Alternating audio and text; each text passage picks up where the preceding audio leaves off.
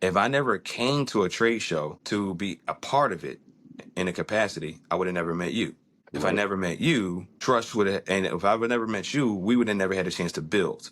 And when trust was built between us, now trust transfer would have never existed. Mm-hmm. You are a part of the reason why I'm in my 9th year as being the official barber for the 76ers. Welcome to the BarberStar Podcast, brought to you by Suprema, hosted by the Marcus Harvey. This is where game gets passed, not gate kept. Suprema is the freshest the world's ever been. A virtual barbershop and professional network for barbers, stylists, and grooming pros who want more than just likes. They want legacy. Whether you're just getting started or you're ready to cut celebrities, executives, and athletes, we built this community for you.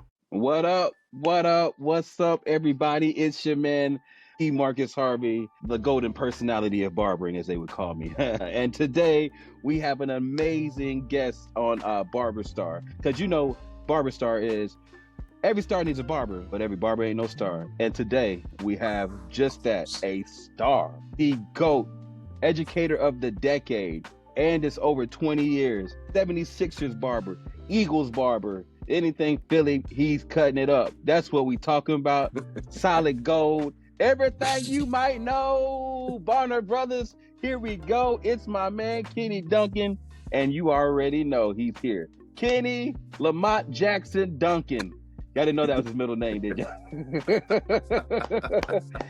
Woo! Everybody give it up for him. Yes, the GOAT. Man. We all believe that you are that. When you hear people talking, I know your ears must itch a lot, because I know in the barber industry, your name is probably brought up every 5 seconds by a barber in the country or in the world. Hands down. I already know that. So thank you, man, for pulling up.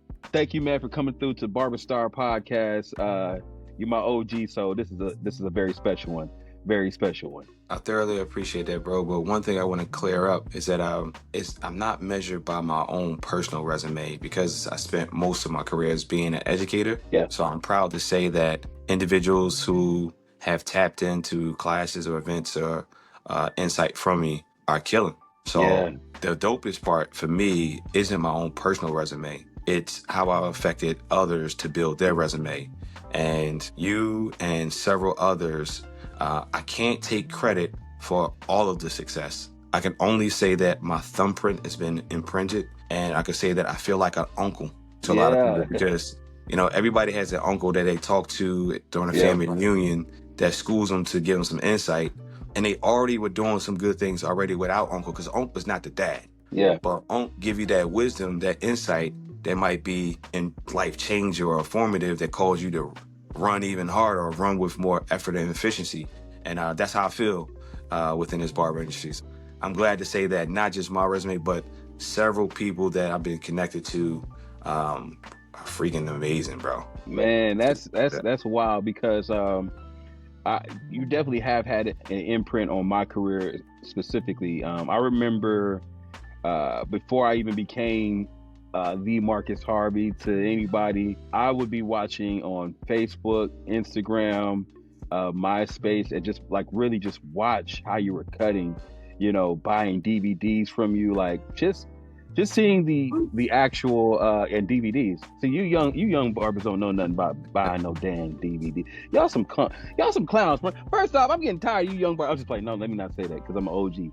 I love you young barbers, but y'all need to come on and get the real juice, because one thing that we had to do back in the day when I was a young lad in the barber game was we would have to purchase these DVDs. We had to come meet these barbers. We had to come see what they're doing. It wasn't like I can watch you from a distance and just kind of like steal your game. It was like, nah, I need to see how you did that fade, how you did that lineup, how you're approaching it. I can't just look at it from a distance like, okay, gloves, light, spray, okay, mousse, do-rag.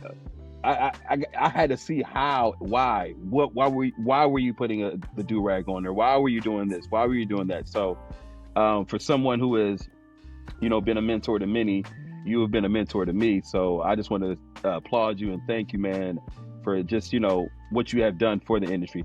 All right, now that we done did all that, man, let's get to it, man. First question, Kenny Duncan. All right, so how did you get bit by the Clippers? And when we say bit by the Clippers, that is our that is how we say at the BarberStar, like, how did you get into it? Because you know how, that first one just bites you, like, oh, that little sharp right there. But you're like, okay, let me just fix that up. So, like, when was the first time the clippers actually bit you and said, hey, you need to be a barber? So it was gradual. The first actually time that I picked up a pair of tools to cut myself, because that's where it started. Yeah. Was I went to the barbershop for picture day. My mom sent me to the barbershop with $20. Haircut cost $10.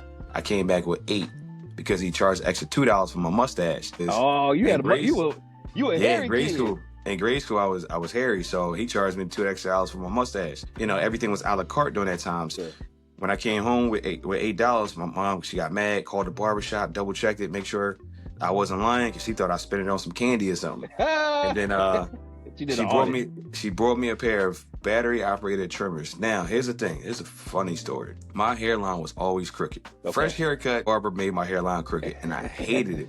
So now that I had a pair of trimmers, as soon as I would get cut, I would reline my front line and then keep it fresh in between, so I would start doing my own shape-ups. That right there is what got me the early practice. And then when other people started asking me who cut my hair, a couple years later when I was in high school, that's when I was like, you know what? I did. No, you didn't. First time free, next one cost. Yeah. And then never look back. Never look back. So how old were you when you did your first cut? I was in 9th grade when I did my first full haircut. Best friend of mine named Quill, he was a barber, and he would actually let me practice cutting his hair down. At this point, I had several years of practice of shaping myself up. So he was actually the first person outside of myself that I put the clippers on and got a chance to get that first one out the way. Were you nice your first time cutting? Like cutting? Oh no, let me tell you something. I pushed many hairlines back. I got some close friends that was mad at me, questioning our friendship, all that, because I'm giving out round boys when I was supposed to be. So now, so now they charging you for their receding hairline now, like you just said about your first barber. It was definitely some crazy times, because I didn't know. I didn't understand skin prep. I didn't understand clean canvas is best canvas. I didn't understand proper techniques, how to hold the tools. It was so many things that I just did not understand. Whenever you go throughout life trying something without proper training, there's going to be a large amount of mistakes you end up making. You know what I mean? Because everybody tell you, hey, listen, jump off the cliff and build a plane as you go. Man, you'll crash every time. bro, you missing a wheel. You missing a wheel. You landing with missing a wheel. Like I said, I messed up some friendships over that. Word. That's wild. So all through high school, you killing it. Probably 9th grade. Your first one. When'd you start getting nice though? Honestly speaking, by the time I got to 11th grade, I had enough reps in, because I started cutting my own hair back in 7th grade. Okay. So by the time I got to 11th grade, I had multiple years of experience of cutting myself, and then started expanding to others. And it quickly caught wildfire by going around school, because I was popular. So it was easy for me to tell somebody, hey, first time free, next time cost. That call to action hooked people. So I quickly gained clientele. And I knew that it was something that was going to be a part of me when I moved the mouse pad over on my computer desk and started making room for my clippers. And when I turned my room into the barbershop, that's when I knew. And when my grandma started saying, yo, who are all these people? They can't come out. You already know. You got to pay some bills, baby. You can't just come up in here running up all they shoes dirty and all that stuff. All that. The electricity bill went up real quick, and she started making you pay booth rent. So the funniest thing is, this is where she really started to hit me with, yo, you need to do something. So my heyday of starting jobs was it. Like, if you didn't have a job. What year was this? This was in 97, 98. Okay, and I need you to start saying these years, because the young barbers got to know how stuff progressed too, because this is like a history class too. You know what I'm saying? So if you want the true history class, a large amount of the ways that barbers are using enhancements now started in Philadelphia. It started with a barber named Lightfoot. Lightfoot was cutting majority of the Eagles and Gerald Levert during this season. And he was the one that started using began against manufacturer's directions, letting it sit under the dryer, giving that super dark hairline for people who were receding, and making sure it filled in the beards. So he was doing that on Jerome Brown from the Eagles and Gerald Levert at early 90s. You follow me? Yeah. When I come into the game as a young pup, this is what I'm looking up to. So when everybody coming up to when they start now, they looking at the air compressors so they can spray on their hands. That wasn't existing. Yep. We were Straight actually brush. doing brush, and we were doing began, and we were leaving it in and sitting on the dryer against manufacturer directions to get that super dark look, because that was the trend. Yep. So I quickly became nice with using the color. So before I even learned how to properly fade, I can do a fire dye job. And I had this at-home hooded dryer on my computer desk. And I'm in the crib baking dudes, bro. Getting cats right. They itching under that mug. They itching under that mug. Sweating and itching. Yeah, that's what was taking place. So next thing you know, when I started getting involved with how much were you charging real quick for that? How much were you charging for that dye? Back in '98, I was charging $25. Because you gotta understand, I was charging first time free, next time cost, $4 shape up, $7 haircuts. Okay. And what was the market at that time? What was the market for like regular cuts for like professionals at that time? So professional barbers, the better barbers are charging $12 for haircuts. Okay. And a lot of barbershops was charging $10. So with me not being licensed in the crib, I was charging $7 for the haircut.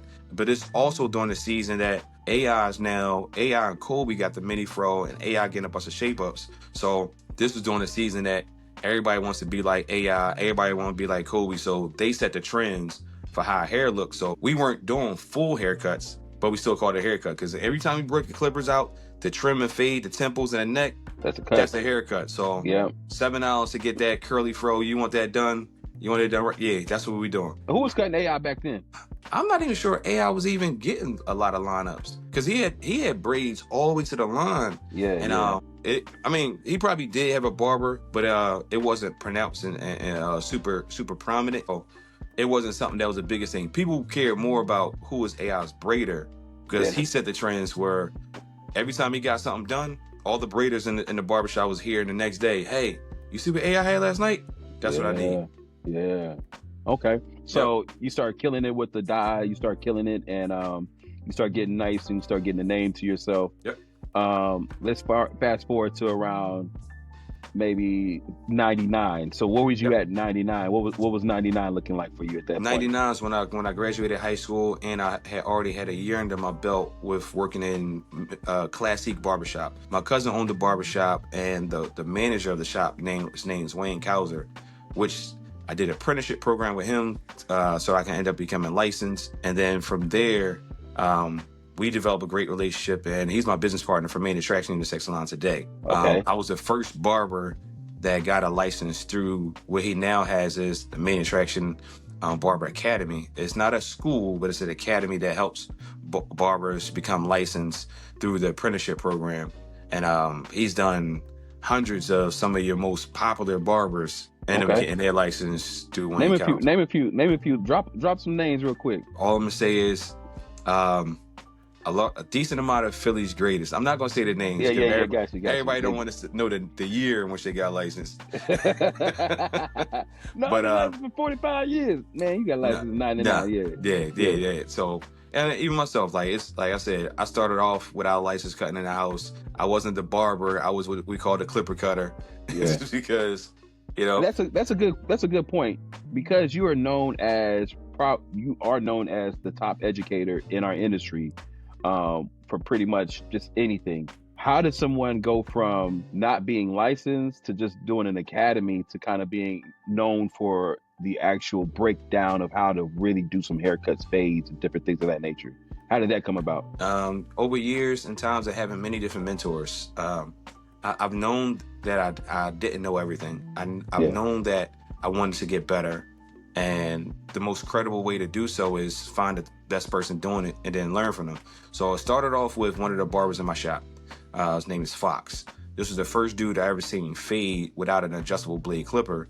He faded with detachables, and he faded the quickest and the nicest out of my shop. All right. Well, and that was at Classic Barbershop. So when I watched how he would maneuver his tools, it let me know that you never had to focus on just using the adjustable arm to get that transition. There was other ways so you can manipulate the tools to get it. So early on, I learned that from him, and then several people that I've learned from over the years. There was a barber that I used to get my haircut by named Pops. Pops took an hour and a half on every haircut, but his haircuts would be perfect.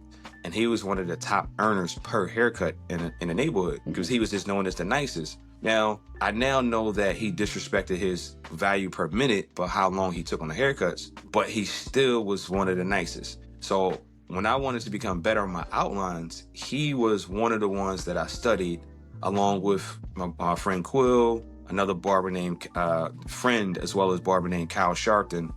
These guys set the tone for me early on what to aim for. So that crew of barbers, quickly became known as some of the best in the city because we were detail oriented. And then we studied everything that was in solid gold. So every sharp cut that was in solid gold, we aimed to be there. The utopia of the barber career at that time was if your work made it to solid gold, you were him.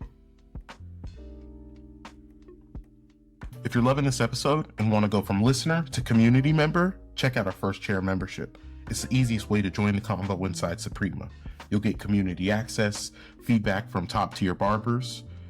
So, if you're ready to be surrounded and supported, hit that link and take your seat in the first chair. So for you young folks, Solid Gold was a thing called a magazine where they have hard copies on both sides and then they have paper in between it.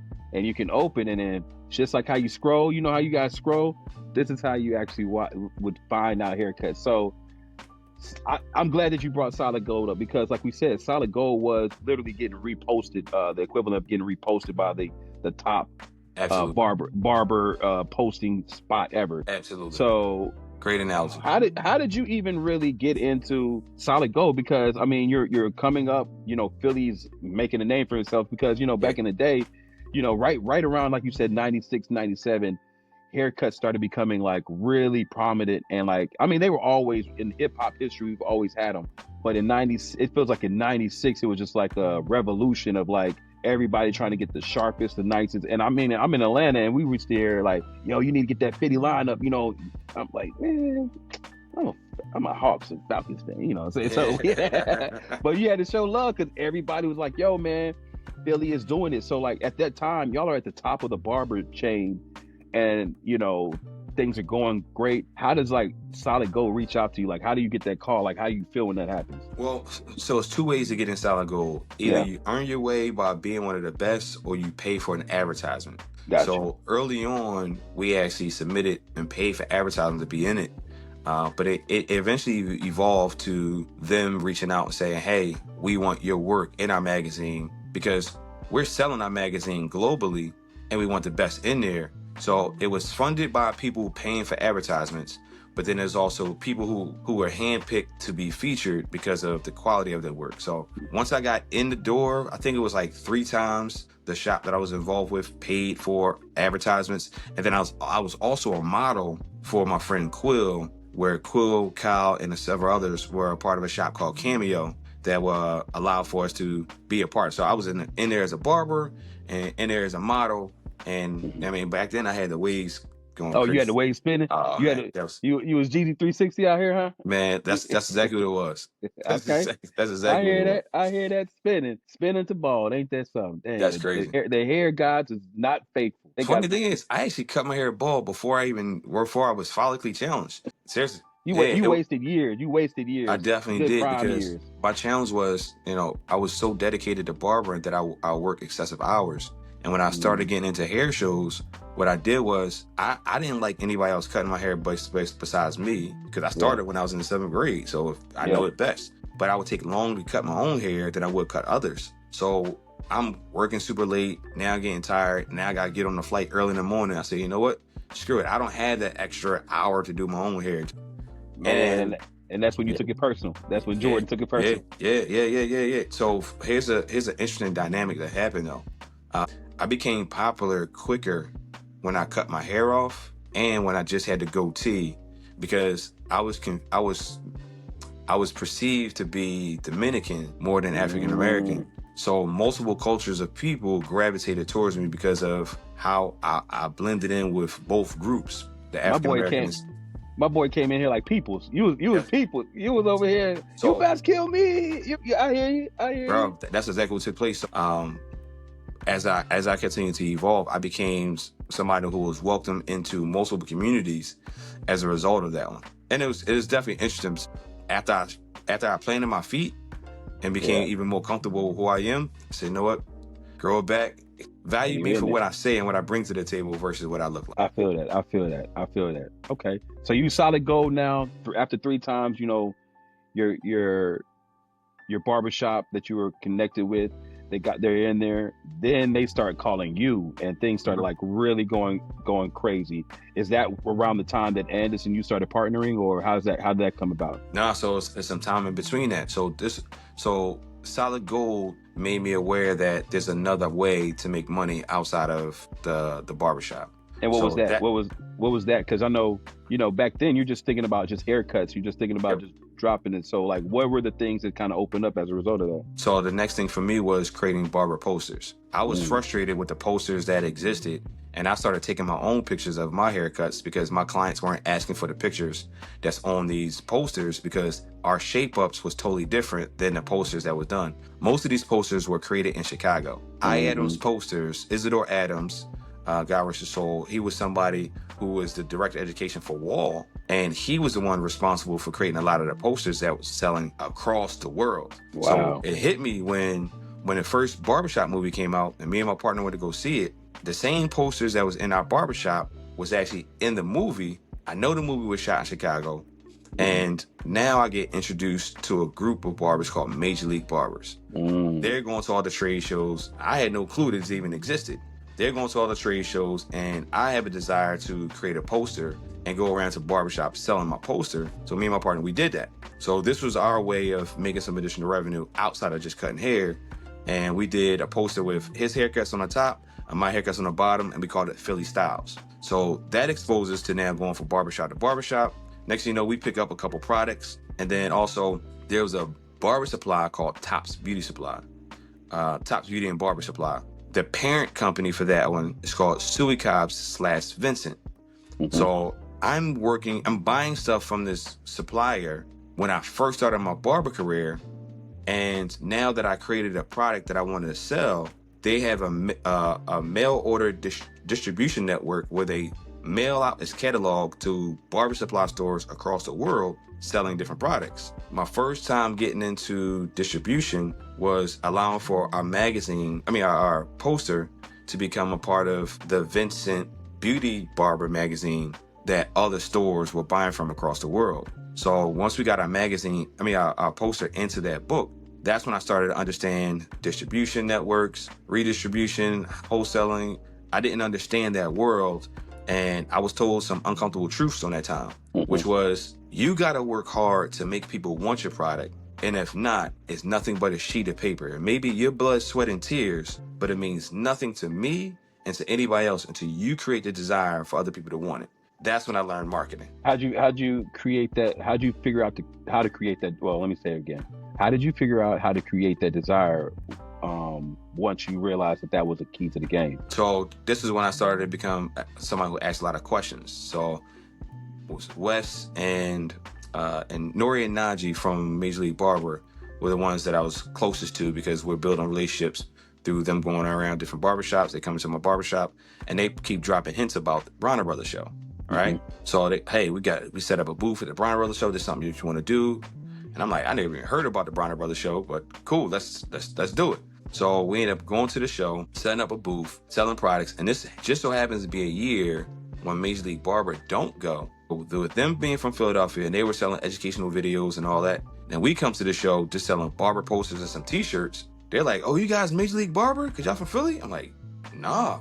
What exactly do they do here? What's the Yeah. And then they started telling me, hey, they teach classes, they sell DVDs, this and the third.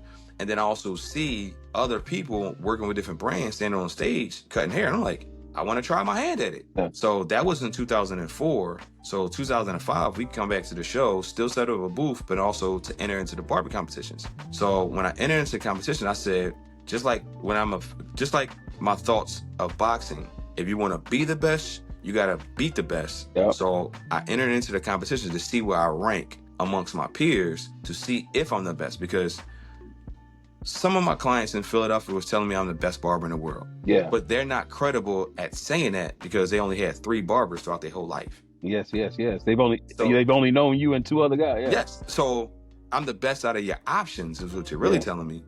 in order for me to really see where I measure up, I got to go to an international competition that has the world's best and the most confident competing for a prize. So it meant more for me to do this competition than the money and the trophy that they award. It was really a measurement of where I'm at amongst the global scene.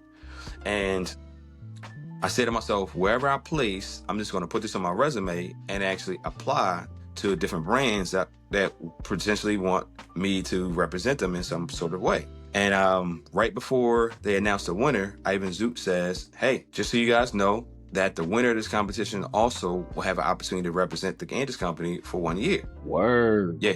So that was in February of 2005.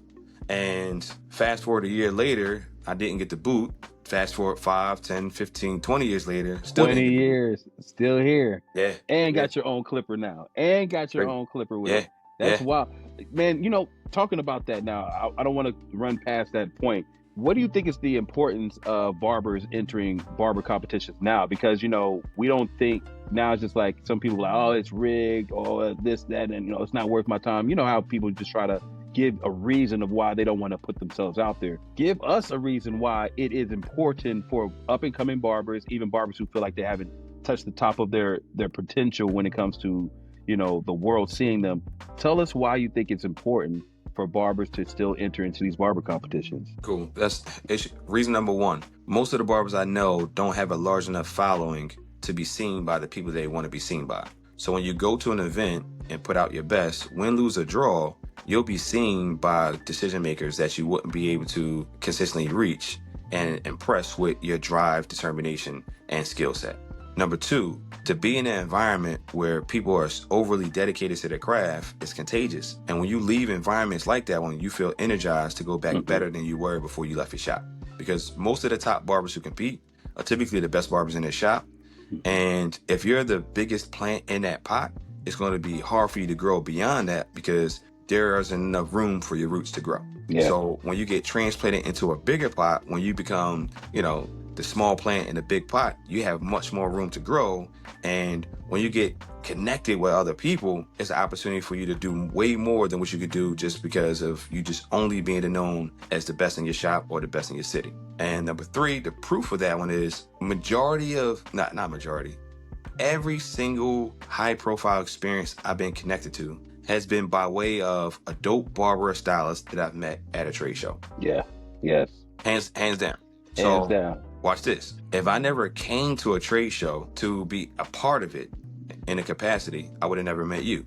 If I never met you, trust would have, and if I would never met you, we would have never had a chance to build. And when trust was built between us, now trust transfer would have never existed. Mm-hmm. You are a part of the reason why I'm in my 9th year as being the official barber for the 76ers, because you had trust in me and you transferred over to Jalil Okafor. Yep. And I was going to tell you about, and I was going to ask you about that.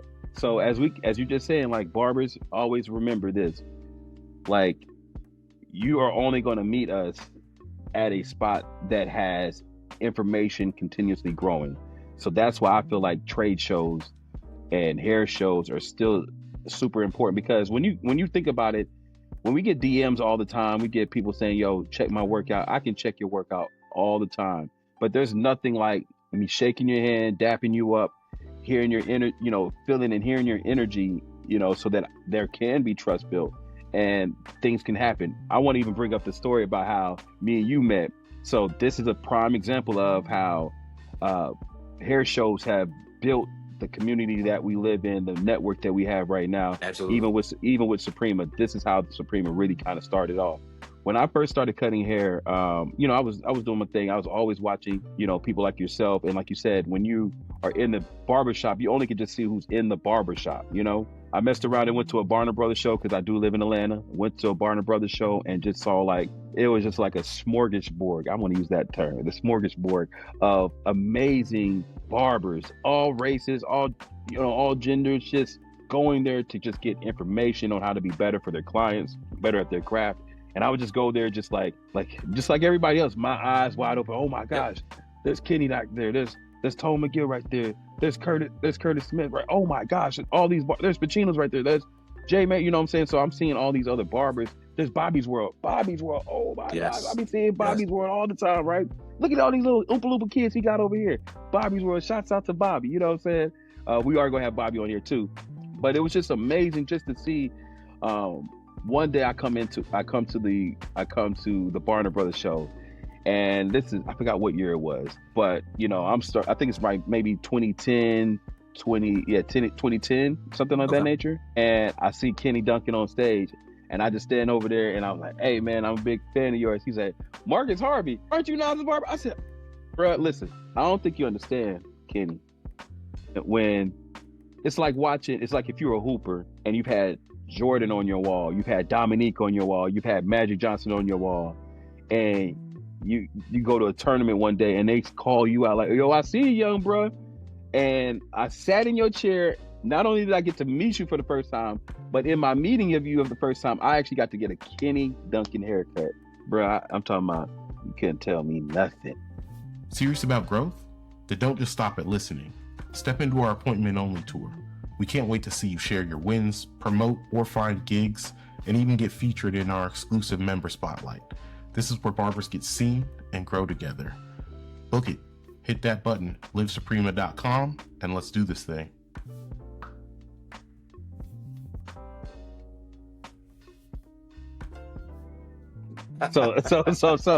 So bringing that up, man, just tell us about like you said, me meeting you, you meeting me. We exchanged so much information before. I mean, I remember another time where I actually flew to, I think it was DC. Mm-hmm. Me and my wife flew to DC. You and Tom McGill were doing an actual class. This is when I had a nice little companion pass. So I was always trying to get my good old learning.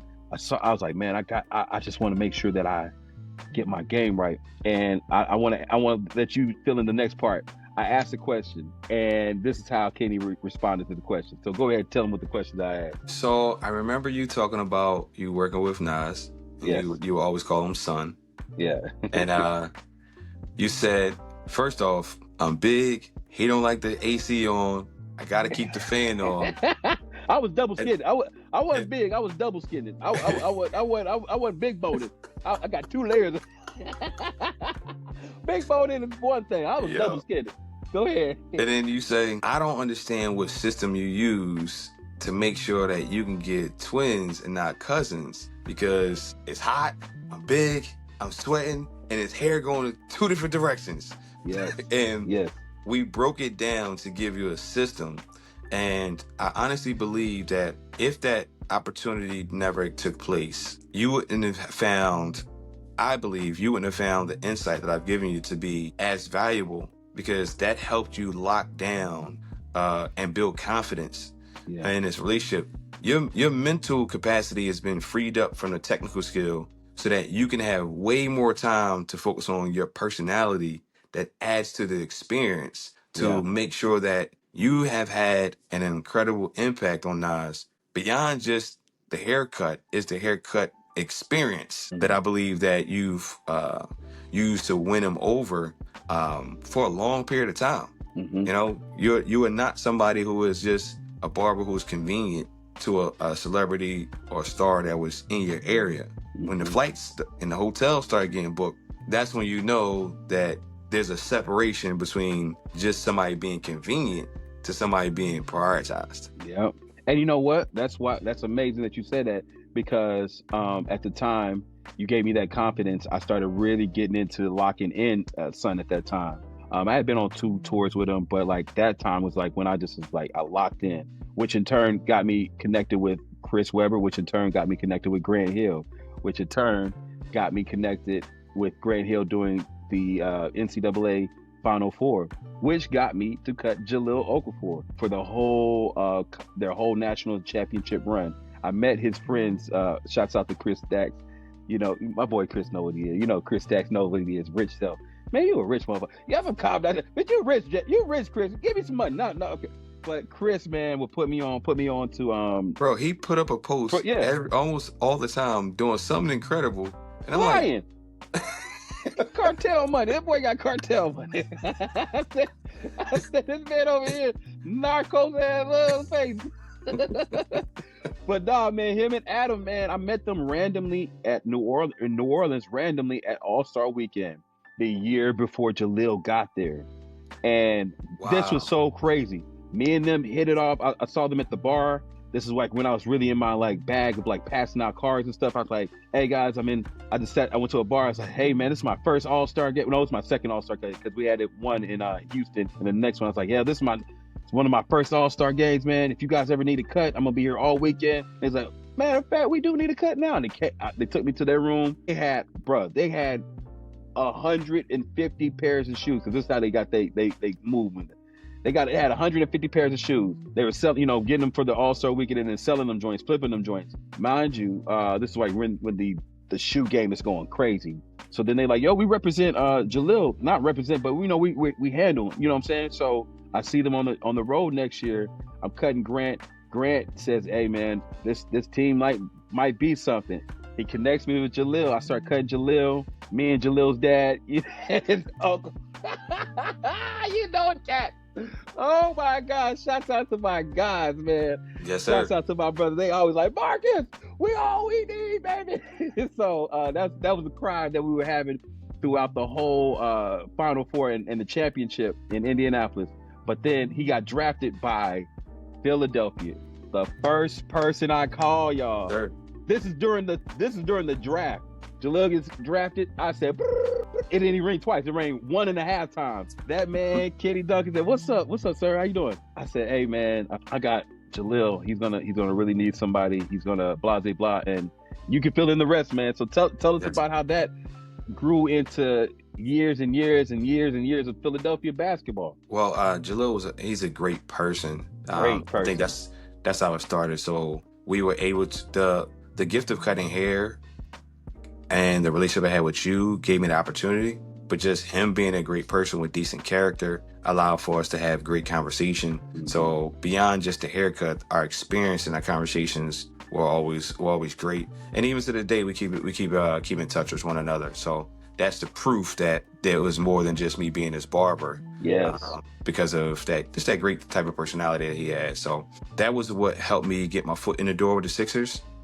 Simultaneously, my nonprofit would do different charity events, and I also became aware of some of the people that worked in the sales department that wanted to focus on promoting the Sixers while they were bad. So it led to an opportunity for Jalil Okafor book bags to be distributed during one of the largest back-to-school free haircut events we're doing in Philly. So the synergy started to build from barbering and opportunities for me to help with their PR for the team, to help people become more aware about this team that wasn't winning as many games. That's the truth of it. So becoming an asset in more than one way helped me, keep my foot in the door and continue to grow with value in that one. And it starts with that trust transfer from you to Jalil. Yeah.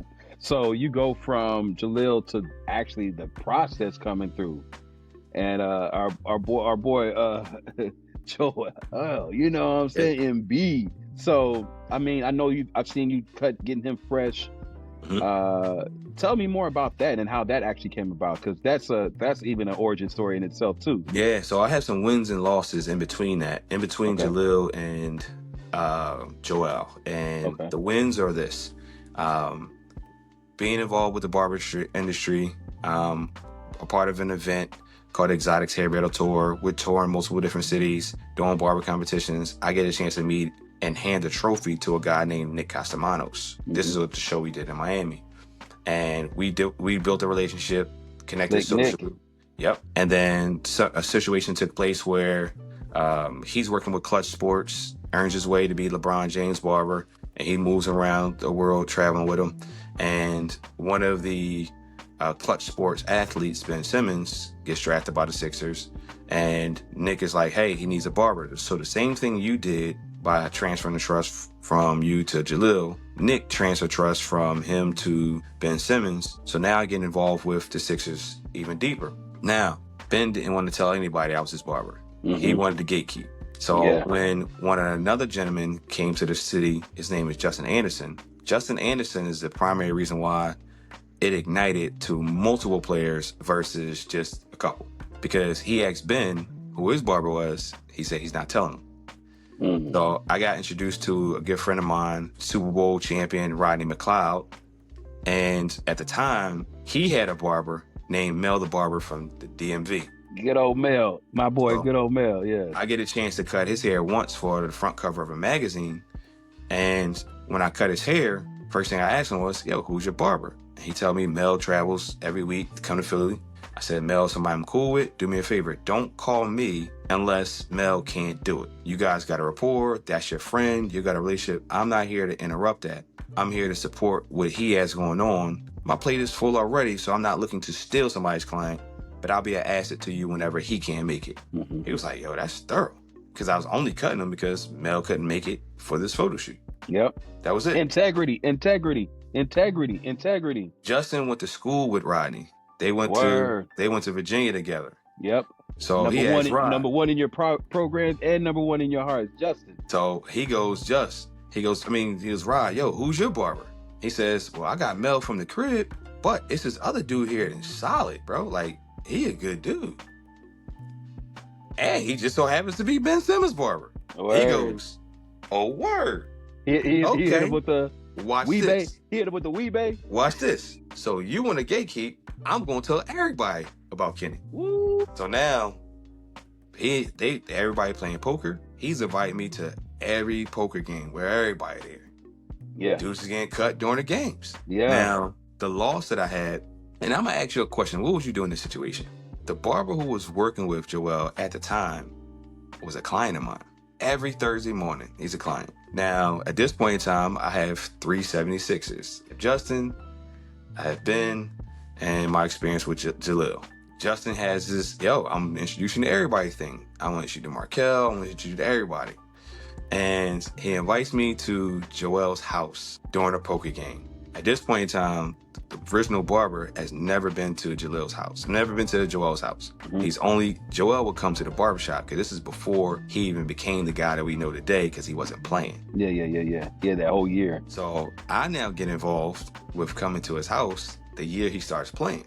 I'm in this man's house 3 a.m, doing haircuts, and then Justin says, yo, Joe, you should let Kenny shape you up. I'm paying for it. What would you do? Oh, I'm cutting it. I ain't gonna front. I'm gonna cut. And the reason why I say that is because as a barber, we all know the game. I mean, it's like, hey, he choosing. You know what I'm saying? It's not nobody's beef. So here's what I do. I cut his hair because I'm making money in your house.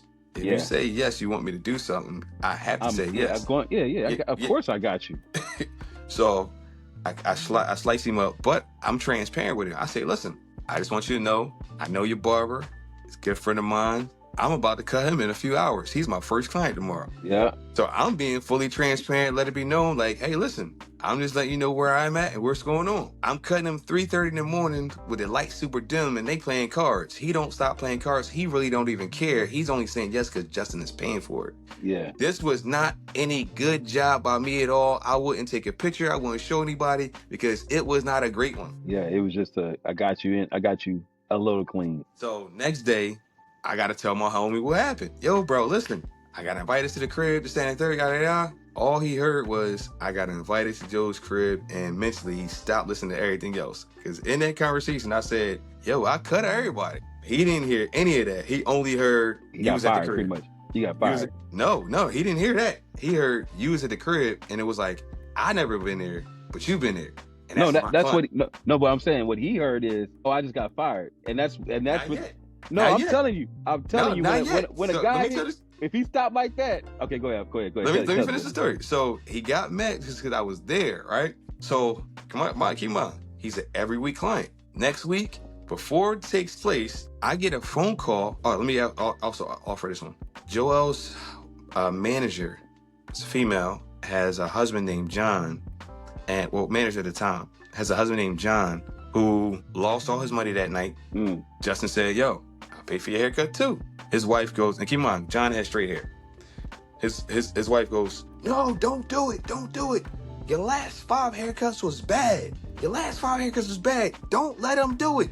You don't know if he knows how to cut your hair. What? Dang. So the cape that I was using at the time was a lay-right cape. Because at the time I was a part of a group called the Band of Barbers with lay-right. He says, what's the worst that can happen? Like, I've already lost it all, so there's nothing can happen that's worse. So he let me cut his hair. I put the cape on that says lay right. Cut his hair the way he asked for. Then I open up the lay right pomade. He goes, that smells like lay right. Mm-hmm. I said, how you know about lay right? He says, I love it. I use it all the time. I said, do me a favor, go to that website. He says, what are you talking about? I said, go to that website. Yeah. I said, if you go to the website, you might see a familiar face. He looked at it, he seen my picture. I said, do me a favor, look down at the cape. He says, hold up, how do you know them? I said, I work for the brand. I said, I'm an educator. I travel the world teaching barbers how to cut hair. And you just so happen to have somebody cutting your hair that actually knows how to cut straight and curly hair.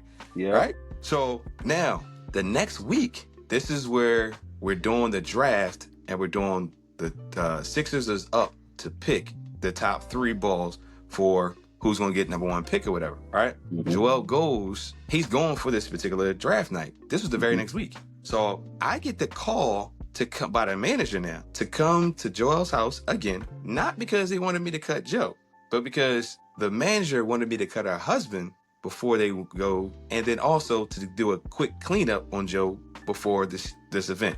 Mm-hmm. So that takes place on like a Monday or Tuesday now, whatever it is. And then here comes Thursday again. Barber comes in, he's like, yo, everybody's telling me that because Joel goes viral because he talks about Rihanna this particular day, so he goes viral. Oh yeah, so I remember that. Yeah, I remember that one. That cut was my second. That was my second time cutting Joel this time. So he goes viral. Then the barber comes in. He goes, yo man, listen, I seen Joel went viral. Everybody talking to me, and they asking me, did I do his cut? And I'm like, bro, I told you last week that I had cut everybody. Yeah, that I had cut everybody. He was like, man, I hate chair hoppers, man. I hate chair. He started going off. I personally believe that was the last time I cut him too. Oh, we know. I told you. He heard it. He felt it. So man, we already know. But here's what I told him, bro. If growing your brand, building connections, and access to knowledge is a priority, then our fully booked tier is for you. Get access to exclusive podcast shoutouts, in-person and virtual events, discounted tickets to masterclasses and workshops, and extended office hours with the founders and top industry mentors. It's everything you need to sharpen your business, not just your craft. Tap in now at livesuprema.com and let's lock in.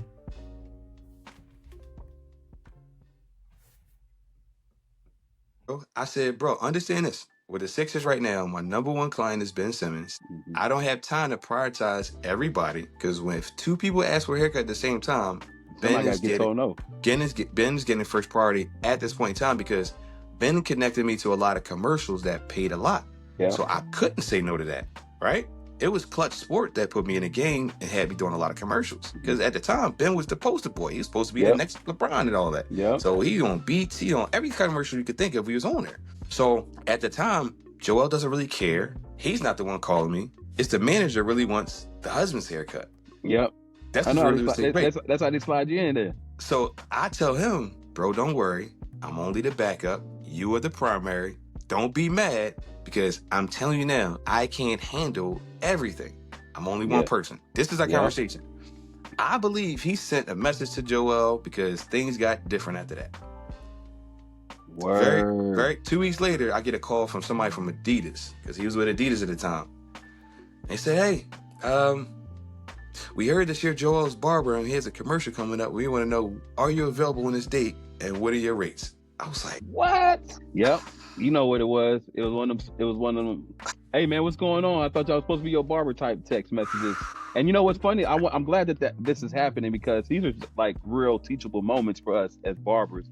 You know, a lot of times, if you've already noticed throughout the conversation, we talked about your superpower that keeps you on. A lot of times it is barbering and as far as cutting, but it's the experience and the energy that you give these clients that allow them to either keep you or be like, I ain't feeling Buddy's vibe. And what I've realized with you, like you said, well, my superpower being comedy and, you know, jovial and, you know, just a gratitude type of spirit. Yours has always been an accommodating spirit. Like, how can I help you? How can I do this? What do you need? And I can make sure that it happens. What can we do to make you more comfortable in life? How can we do that?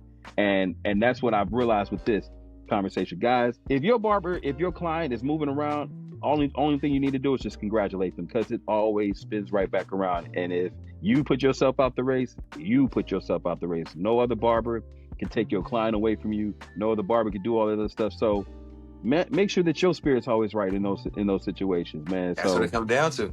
Hey, man, what it comes down to. I know we got some time. We're kind of clicking down, but I do have 3 strong questions that I'm going to ask you. All right, and they're going to be business questions. So I'm putting a little pause right here because it's what it is. All right. So Kenny, man, now you're telling us that we've heard you talk about the Ben Simmons and getting involved with clutch. A lot of times, us as barbers really don't get to know what kind of bag it is, and of course I've been known to share what kind of bag I've made off of certain things. When you start making this this Adidas, this other type of money, like tell me how those kind of go. How do you go about procuring and setting your rate and all these other things when it comes to these major corporations, these Nikes, these Adidas, Sprites, all these type of things. So how do you go about that? Well, the seeds got planted by my wife being a manager for a large amount of gospel artists. So I would learn the contractual side of the business from how they were approached as a unit, how they approach the different sponsors for different events that we being put on. Mm-hmm. And one of the things that was consistently done is asking what the sponsors' budget would be. That's mm-hmm. number one. Number two, I sat at the feet of my mentors. Curtis Smith is one, and I added value to him by being an asset to his traveling tour. In exchange, I just want an insight on how to not just be the convenient barber, but the barber that's chosen based off convenience and location, but a barber that's chosen based off of skill set and offerings that separated me.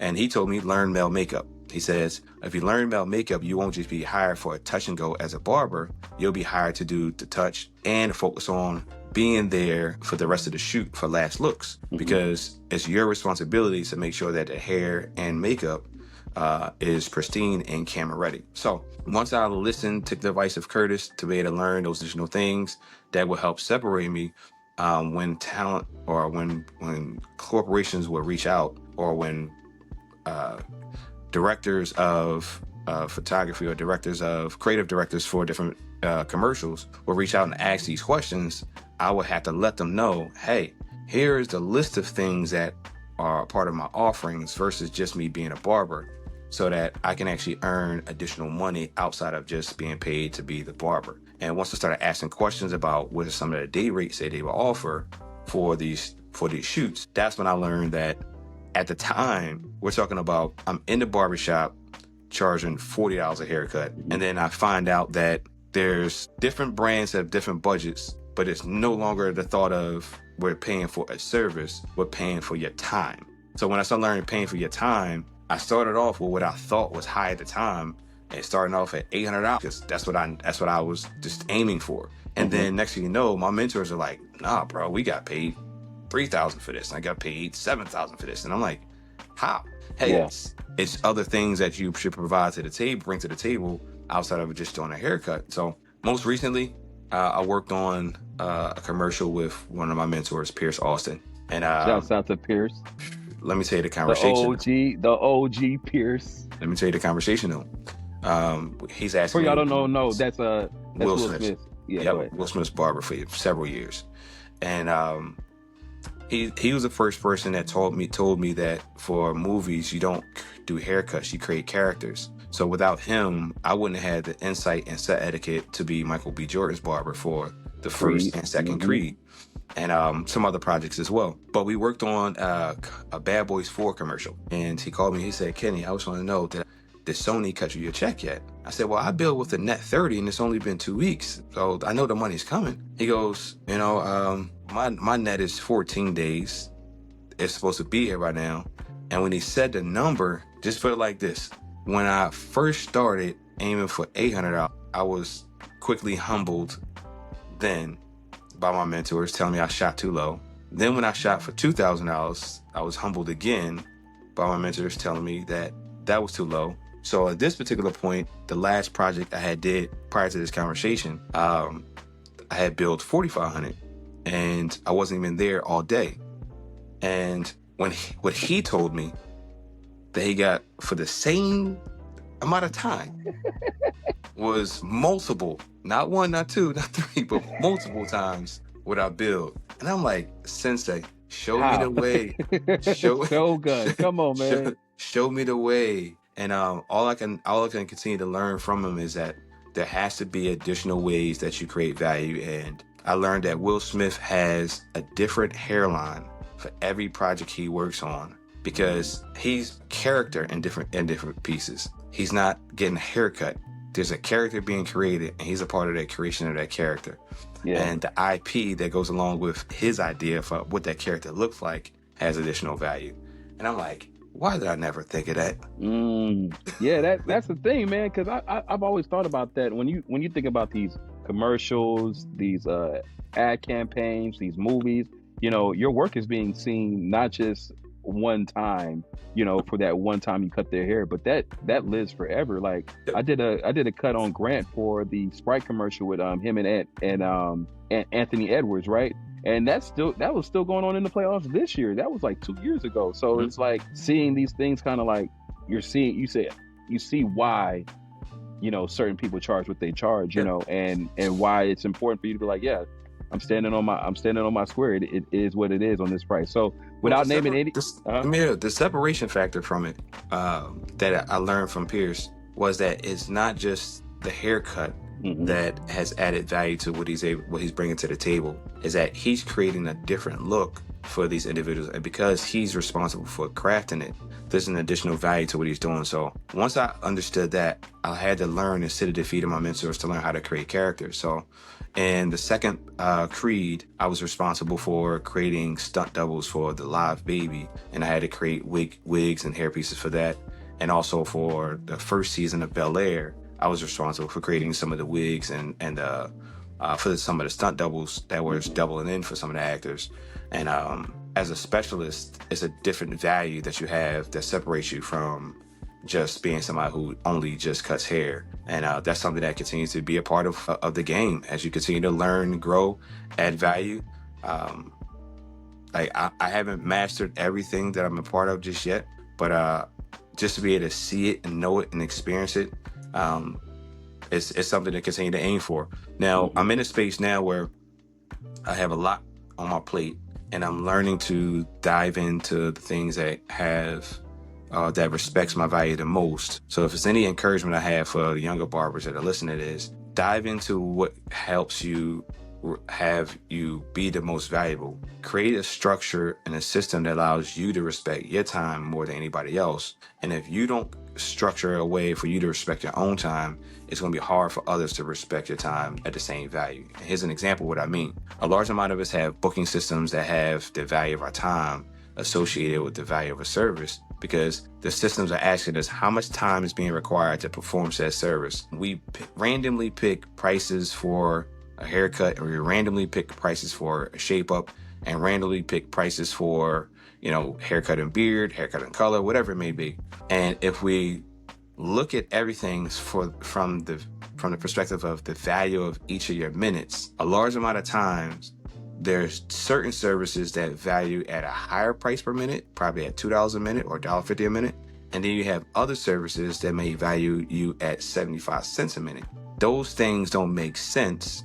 So when other people question how much you charge and what your value of your time is, if you don't have that together, it makes it hard to even scale it, because you're still allowing people to request and lock up your time at a lower value per minute just because of its industry standard. And that's the stuff that I don't agree with. Man, that's a bar right there. You know, you got to know what you're really offering, and what your value add, as you said. With you being with Andis for over, I'm gonna stay actually still in the basketball world, and then we'll get to Andis if you don't mind, if you have a couple more minutes. But yeah, okay. So with you still being like let's talk about the era when you actually get connected to one of your most consistent clients now, Jimmy Butler, man. You know, Jimmy Buckets, man, the most eccentric lightning rod in the NBA personality pool. How did you guys link up? So we got a chance to connect when we were in Philadelphia. Okay. At this point in time, I'm officially the Sixers barber. Barber chair stays in the practice facility, and it's my chair that's being used at the facility. And when he comes in, he's like, hey, I got a barber already. I'm good. But he get a chance to do a show with Kevin Garnett called Area 21. His barber couldn't make it.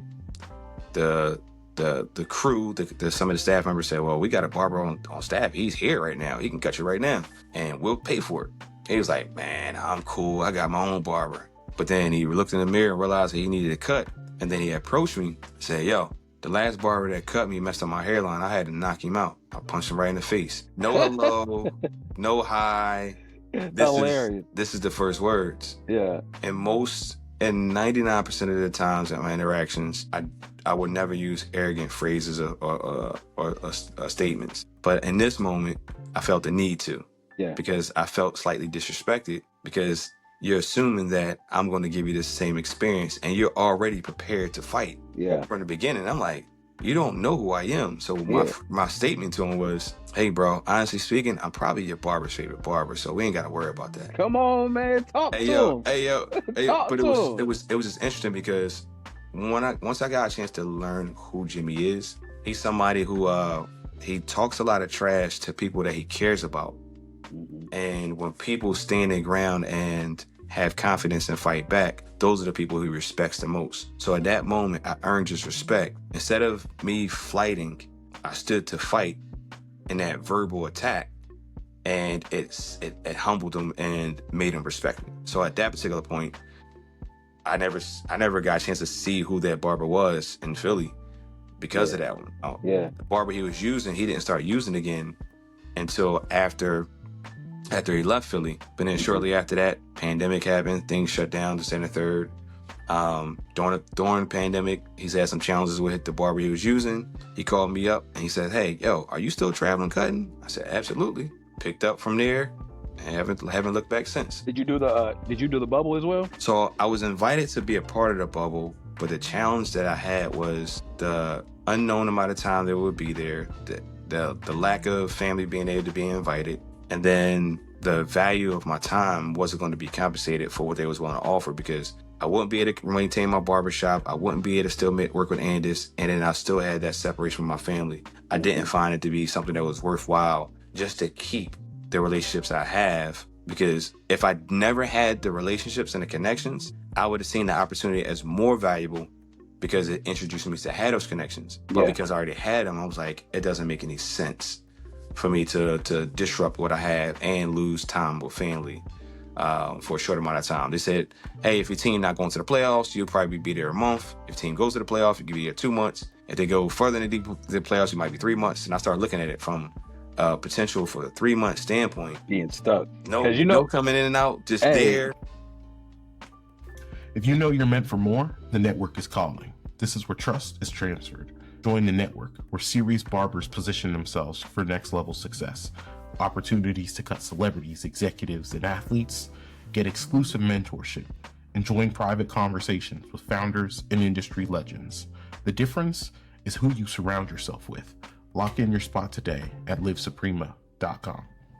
Because, that happened to me when I did SCF. I did SCF during the pandemic, and it was fan control football. It was shot on Twitch. It was the football league where people can actually vote on the different plays. And the reason why I did take that opportunity, because it was just a month. It was like 36 days, 36 to 40 days or something of that nature. But the best thing that happened was I was able to get 2 opportunities. So not only was I cutting hair and getting paid for that, but I had 2 other additional shows, one called Deep Fade, and then Talking About Practice, where I talked to Deep Fade was I was cutting hair and I was interviewing all the football players, just, getting to know them.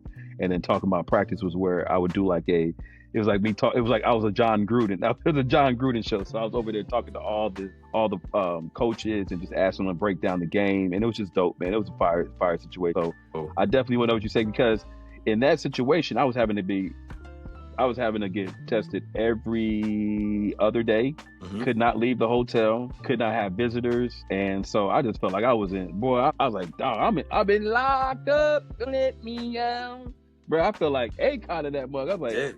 Yeah, I can't break no rules because I can't go to no jail. That's not me. I some cats is ready to go. I considered it for 30 days. Yeah, 30 days is different. 30 days is different than 90.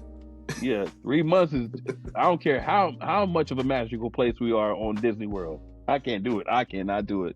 But so you guys still hit it off after the pandemic, after the bubble, and it just starts turning into an actual thing, man. So like, tell me more about like how that experience has been with Jimmy, as far as, you know, how he's impacted the way you looked at life as well. So I think I had a opportunity to plant seeds into where his value is, because the very first shoot that I did with him was a shoot that there was no compensation for, and I walked into it not knowing. So by this point, I've had several experiences working for magazines, commercials, etc. And then when I go to the producer and ask him the email I should be sending my invoice to, they said to me, "Hey, this was a shoot that was for credit only." I'm like, nobody told me this. And I was like, well, listen, I don't care how long it takes, because I understand there may not be a budget today. I'll wait to be compensated, but I never agreed to come to New York and not be compensated. For credit. So I'll be patient, but I still need the email for who I'm going to be sending the invoice to. So right after that, you know, me and JB and a few others, we sit down, we have some food, and I'm just bringing it up like, "Hey, bro, like this is what they told me." He was like, "Nah, that's how it works, right?" I'm like, "Nah." So for years, JB has been in a situation where he's focused on keeping the main thing. He wasn't worried about being a household name. He wasn't worried about being a part of a bunch of different things. So I planted a seed like, "Bro, listen, everybody has budgets. We're in the studio. They didn't get the studio for free. There's a bunch of camera equipment. There was a bunch of stuff that actually is here that people are paying a lot of money for, because they have sponsors paying them for their magazine that's helping produce everything they're doing." So I would consider working differently. So as this team developed and focused more on leaning into what he wanted to do, which is become somebody who used his likeness more, he jumped out there with several different brands. So at this point in his career, he's capturing so much content because it adds so much value to who he is and how much value he can provide to the brands that he's invested into and the brands that he's partnered with, so that he can be an asset to them when it comes to marketing. And he's doing a phenomenal job with that one. The only thing I believe is that when we first met was I was able to plant some seeds on how to have a different perspective of it. And I was pushing back on what the first experience was. And from there, things have been nothing but up. That's dope, man. It's great to know when you're able to have an impact on your clients, especially now that you like you're an OG to them. I know that's a different place for a lot of people, because I know for us, we've cut a lot of our peers in a sense. Everybody that we've cut has been like around our age, and it's kind of cool to be able to say, "Hey, nah, young man, it goes a different way than this way," you know, and hear them like really start grabbing that game and utilizing it. So that's amazing within itself. I mean, for all the barbers, you have something that barbers have dreamed and wished of, which is your own clipper with Andis, man. And I just really want to get into that, because one, you have been with Andis for 20 years now, since you said 05. Yep. So 20 years. Congratulations on your anniversary, your 20-year anniversary. That has to be historic, because I don't know any other brand ambassador, especially nowadays where, you know, things turn over so fast, and, you know, one day it's a new person in marketing, another day they're trying to worry about their budget here and how they can cut corners there. And how have you figured to have survived through all of these times and these transitions? One of my mentors, Jory Lester from S-Girl, said, "You have to embrace change or die." They can't fight about trying to keep things the same. You got to focus on additional ways you can continue to learn, grow, and add value. So instead of me staying the same and just fighting for the same things, I've sat at the feet of many different mentors that help continue to add value to me so that I continue to stay valuable and relevant. That's a simple way. Now, when it comes to the different changes, I believe that the servant's heart of wanting to figure out how can I help. Whenever companies have pain points, I've adjusted in different ways. Outside of just being a great educator that's been decorated, my perspective is that isn't good enough. There has to be some other way in which I can provide value, whether it be marketing, branding, store merchandising, assisting, running shows, scouting additional talent, various different things that are needed at the time that somebody else that might be short-sighted on. If I present myself as an asset to help assist in those ways, then I continue to add value beyond just me being somebody who's... I bypassed the whole ambassador program because of starting through Ivan Zoot, jumping me into being an educator. So I jumped that stage, went straight to being an educator, but I served in many other capacities, being a store merchandiser, evolving to become a lead educator. And now the official title that I hold is North American Artistic Team Lead, which I become responsible for helping create some of the content that I've used for Amazon, for some of the billboards, some of the marketing materials that's used to help promote the brand in different ways, as well as still doing education, whether it be in person or virtual. Dang. Hey, y'all. That's why you're the GOAT, man. I don't even know why we don't even need to argue, man. So now that you're the director of North American stuff, that's Canada and Mexico, right? That Canada and Mexico? Okay. Big continent. I see big things. Big continent, right? Tell us how the process of getting your own clipper started and how that like worked out and what made you choose the clipper that you chose. So funny thing is, I never started with a desire. You ever let somebody else's experience of somebody else's negative experience affect your viewpoint? Yeah. The previous director, one of the previous directors, and still mentor of mine, Ivan Zoot, he shared with me, he says, Andis would never put somebody's name on a clipper outside of theirs. And that's because Andis is their last name, it's a family-run business. It's no slight to us, but they just would never do it, because if they would have, it would have been done for me. That's what he shared with me. So I've never throughout the years desired to have my own name, but I've seen this from the beginning. One of my mentors, Gerald Larry, he was an educator for Wall for a long period of time, and he was the barber for boys and men for several years. He's been killing it in Philly. And he was the inventor, along with his wife, of black ice spray. Mm-hmm. All right. Wow. Big money. Yeah. So he was the first person that schooled me on how to be an educator. And from the beginning, back when I first started, he had a trimmer with his face and name on the packaging. Not on the clipper. I mean, not on the trimmer, but just on the packaging. Him, Christina Goree, they had the package. They had the packaging. Those two had the packaging, but G Wiz had the same tool, but he had his version with his name on it. Gotcha. So I came in the game seeing a barber with his name on the tool. That was the first time I ever seen it over 20 years ago.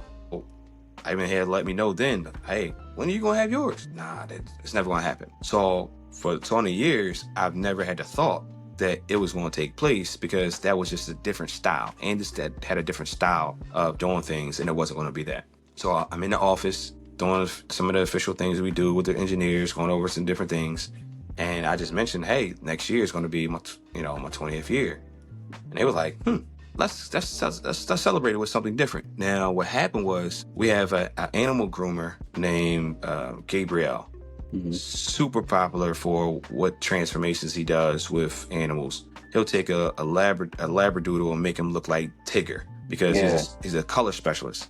Gotcha. And they awarded him opportunity for have a collaboration clipper with Andis. Now, his just had artwork on it. So it's still an Andis tool with his selected, picked artwork, and they did very well with it. And then we had another educator part of the team that came up with an idea for a clipper, but they did that was done third party. It wasn't done directly with the company.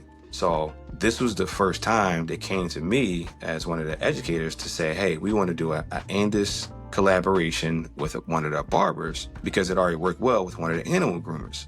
Mm-hmm. So technically I'm the second within the Andis company to have it.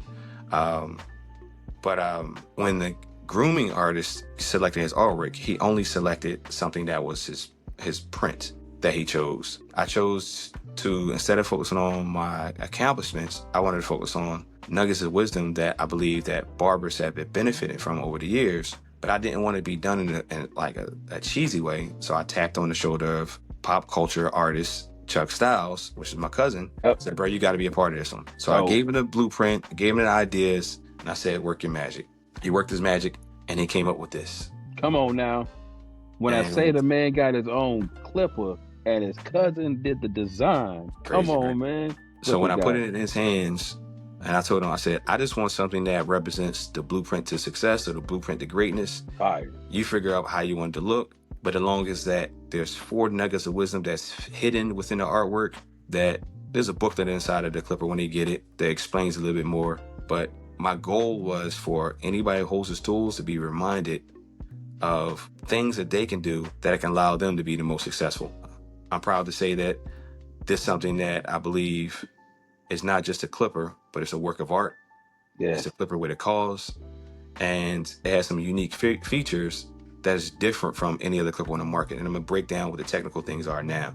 I chose to have the Andis taper blade on here because there's no clipper on the market that comes with the taper blade and a 28 tooth cutter. Mm-hmm. The Andis Master comes with a 22 tooth cutter. Now, people don't understand, the more teeth on a cutter, the easier it is to create a higher precision haircut. We've seen the 28 tooth cutter with the surgical blade, aka the fade blade, but not with the taper blade. Mm-hmm. So this is the only clipper that Andis produces that has the 28 tooth cutter with a taper blade that fits all the double mags.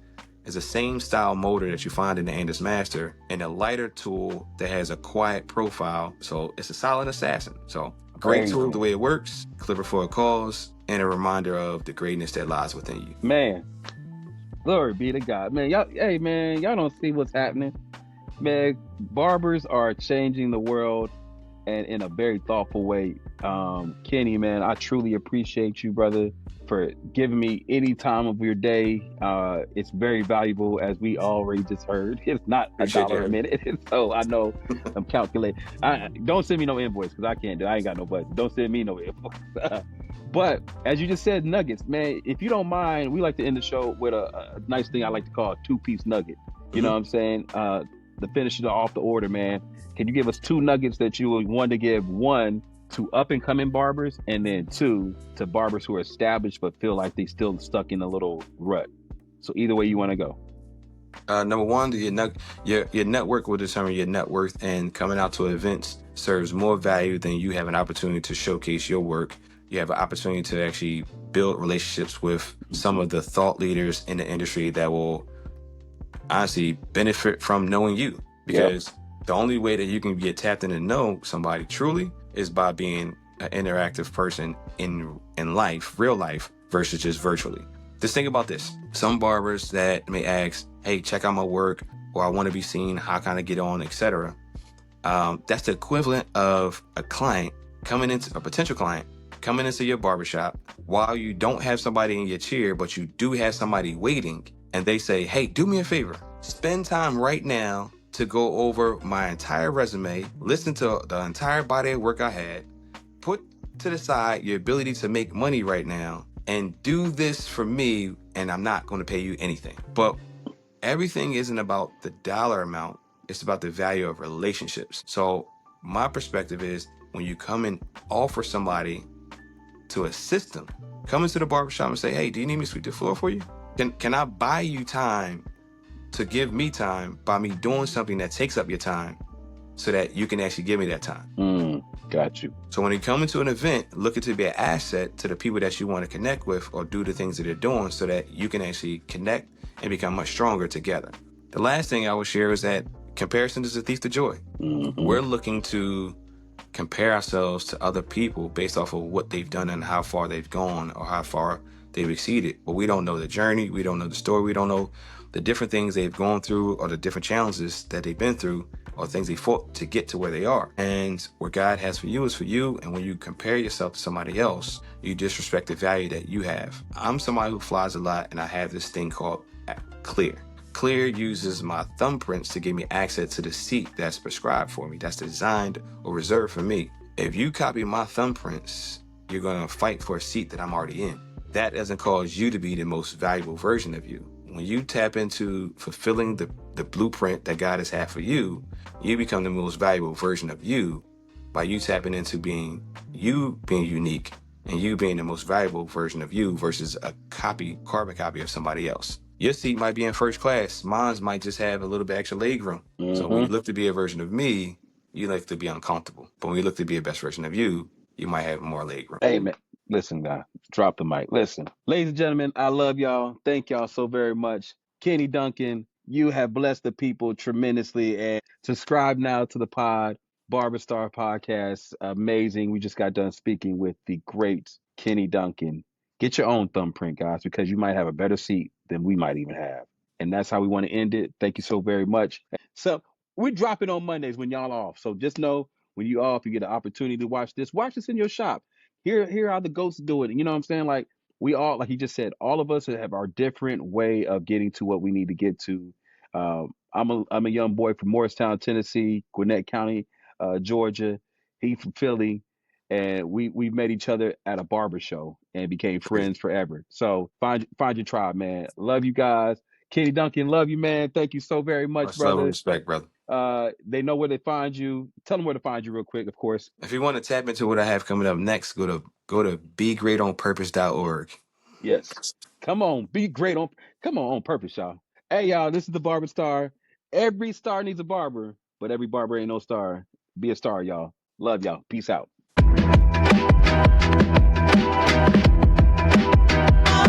Success.